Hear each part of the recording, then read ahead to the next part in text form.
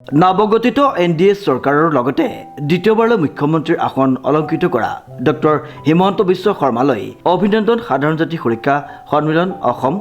শিৱসাগৰ জিলা সমিতিৰ। আমি সাধাৰণ জাতি সুৰক্ষা সন্মিলন অসমৰ অন্তৰ্গত শিৱসাগৰ জিলা সমিতিৰ ফালৰ পৰা নতুনকৈ গঠন হোৱা NDA চৰকাৰক আমি অভিনন্দন জনাইছোঁ আৰু আশা কৰিছোঁ যে তেখেতসকলে ভৱিষ্যতেও যথেষ্ট সকলোৰে মনৰ আশা পূৰণ কৰি কাম কৰিব। আৰু বিশেষকৈ আমি নতুনকৈ মুখ্যমন্ত্ৰী ডাঙৰীয়াই পদক্ষেপ লৈছে,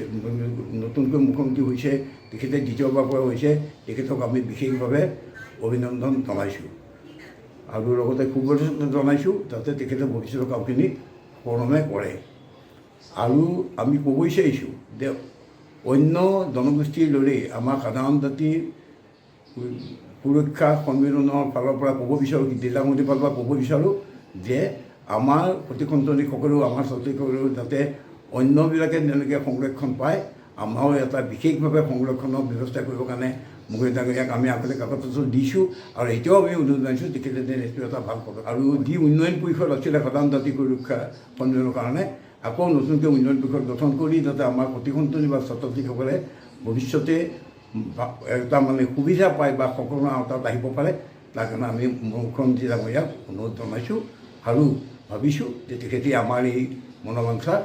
পূৰণ কৰিব। লগতে শিৱসাগৰ জিলা সাধাৰণ জাতি সুৰক্ষা সন্মিলনৰ সভাপতি তথা বিশিষ্ট শিক্ষাবিদ জ্যোতিপ্ৰসাদ দত্তই ছাত্ৰ ছাত্ৰীসকলৰ ভৱিষ্যতৰ প্ৰতি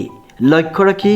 অসমীয়া সাধাৰণ জাতিক বিশেষভাৱে সংৰক্ষণৰ ব্যৱস্থা কৰিবলৈ আৰু সম্পূৰ্ণ নতুনকৈ সাধাৰণ জাতি উন্নয়ন পৰিষদ গঠন কৰি ছাত্ৰ ছাত্ৰীসকলক সুবিধা প্ৰদান কৰিবলৈ মুখ্যমন্ত্ৰী ডক্টৰ হিমন্ত বিশ্ব শৰ্মাক অনুৰোধ জনায়। শিৱসাগৰৰ পৰা অমৃত কুমাৰ শৰ্মাৰ ৰিপৰ্ট, নিউজ নাও।